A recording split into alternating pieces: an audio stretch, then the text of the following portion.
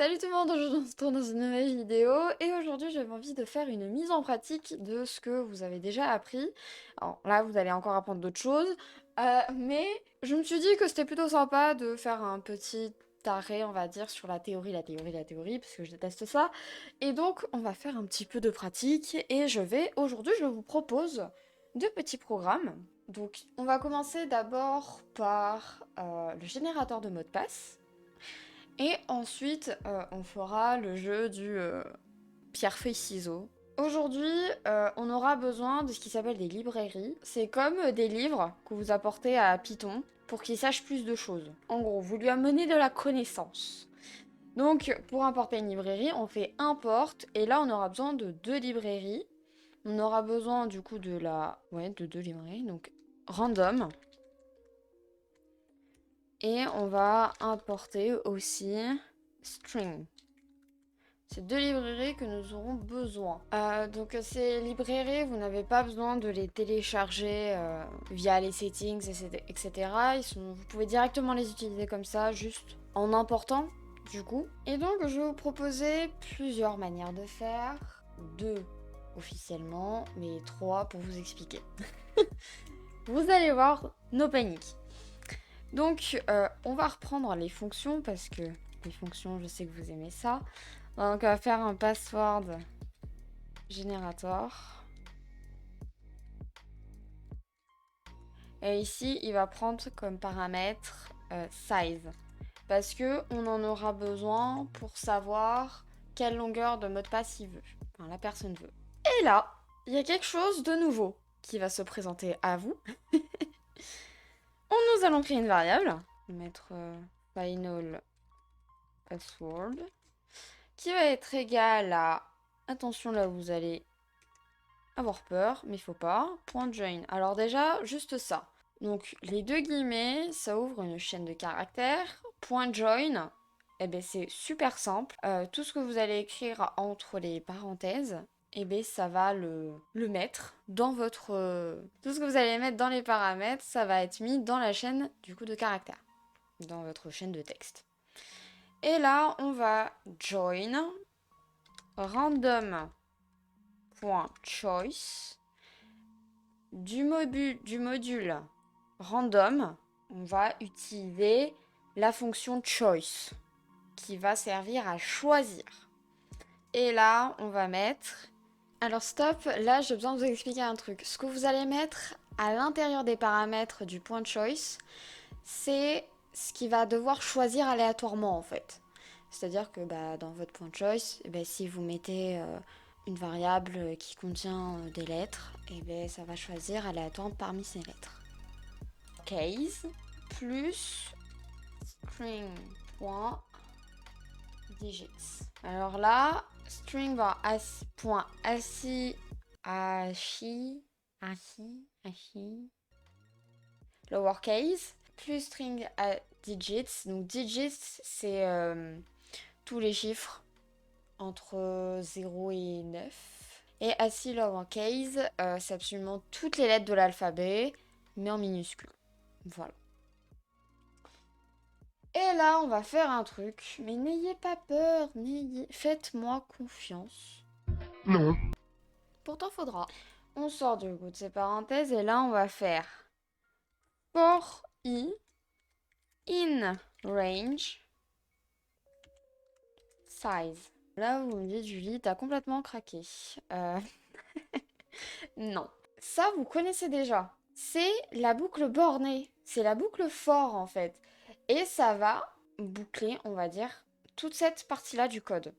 C'est-à-dire que ça va répéter juste cette partie du code. Voilà. C'est-à-dire que ça va choisir un nombre aléatoire à chaque fois. Et ça va le mettre dans cette chaîne de caractères. C'est aussi simple que ça. Pour que mes explications, vous les compreniez mieux, on va mettre dans une liste. Et ce que je viens de faire, for i in range size, ça s'appelle en français une liste en compréhension. Alors franchement, à expliquer, c'est du chinois, littéralement. Donc en gros, une liste en compréhension, c'est-à-dire que vous mettez ce que vous voulez répéter dans une liste, Et après, vous mettez for i in range size. Je vous fais un exemple vraiment vite fait. On va faire, je sais pas, un truc qui s'appelle list. Vraiment juste pour que vous compreniez. Et on va faire, imaginons, vous voulez écrire absolument tous les nombres de 0 à 99. Et bien là, vous allez écrire x for x in range de 0 jusqu'à 100. Voilà. Et là, ça va. Et vous, là, vous allez print. Et là, vous voyez bien que ça nous écrit absolument tous les chiffres jusqu'à 99. Enfin, non, si vous voyez. Voilà. C'est donc ça, en fait, les listes en compréhension. C'est quand vous mettez une instruction à l'intérieur d'une liste. Donc, on a mis du coup for i in range size. Et maintenant, nous allons print final password. On va tester tout ça. On va faire password generator. On va mettre une taille de 10. On exécute notre joli petit code.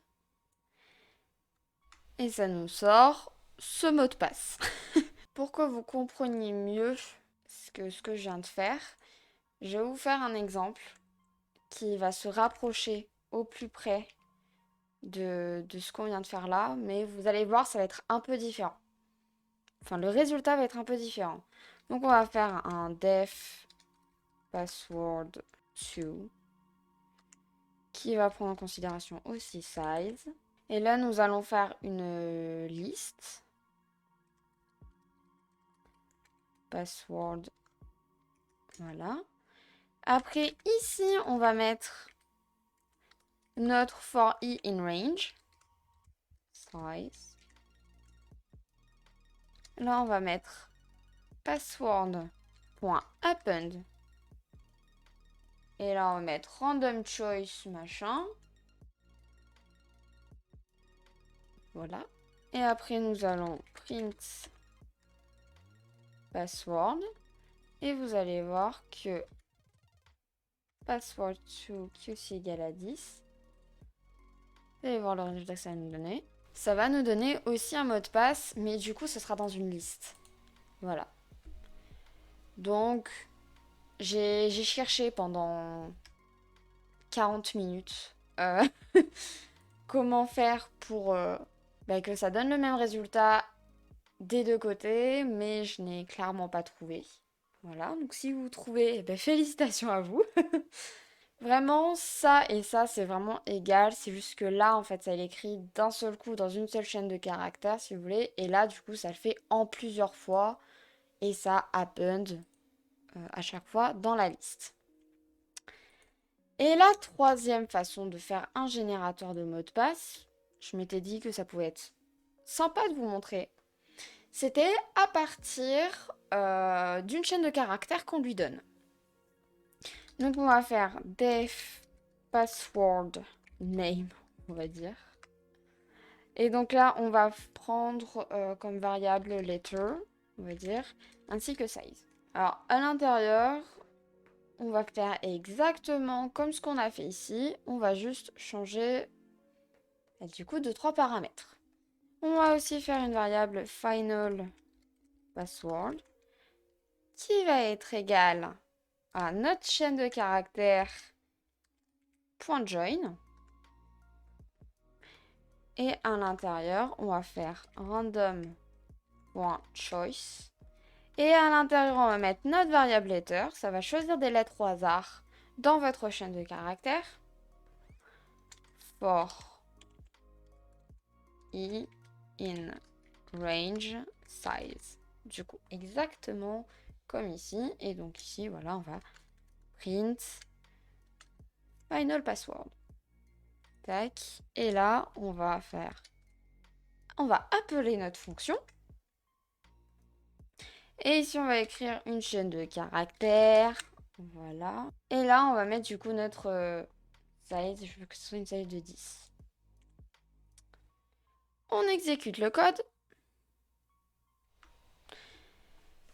Et on voit bien ici que ça nous a pioché des caractères aléatoires dans notre chaîne de caractères, voilà, que nous avions noté. Donc voilà tout pour les mots de passe. Alors on va mettre ça de côté, voilà.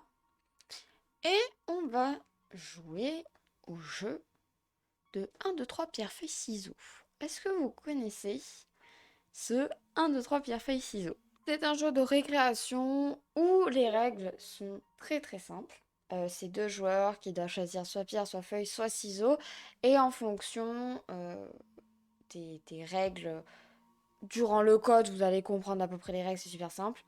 Si par exemple quelqu'un choisit ciseaux et l'autre feuille, le ciseau coupe la feuille, donc c'est celui qui a choisi ciseaux qui gagne. Voilà. Nous allons commencer tout ça très très très simplement. Nous allons tout simplement déjà faire choice player, parce que oui, le joueur a le droit de jouer. Et on va faire un input pour lui demander ce qu'il veut. Donc, choisis pierre, feuille ou ciseaux. Là, on va faire les choices dans une liste de l'ordinateur. Donc, on va du coup lui mettre feuille, ciseaux et puis pierre. Voilà. Et du coup, pour l'ordinateur, choice, on va dire que c'est égal à random.choice, choices.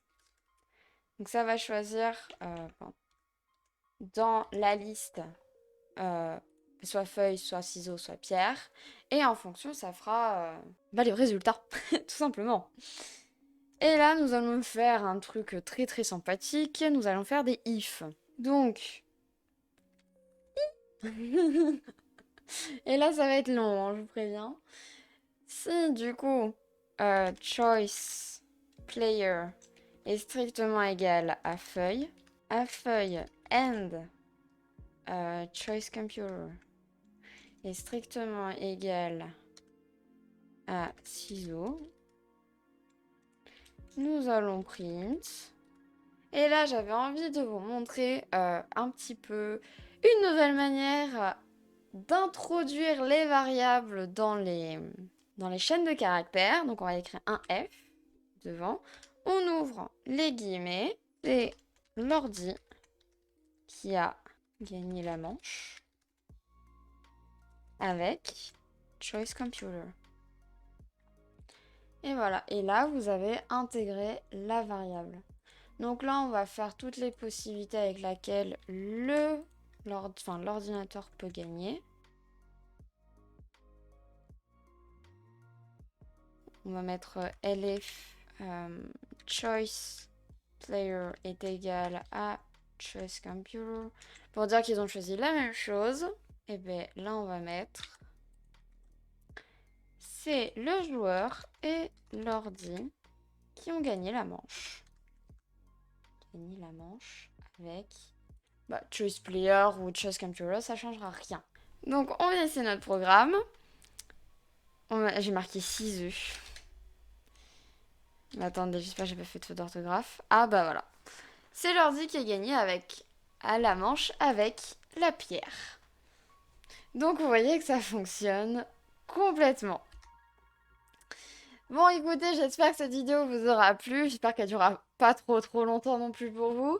En tout cas, je me suis vraiment bien marrée à faire cette vidéo, même si je pense que ça se ressent avec le petit jeu d'un, deux, trois pierres, feuille, ciseaux.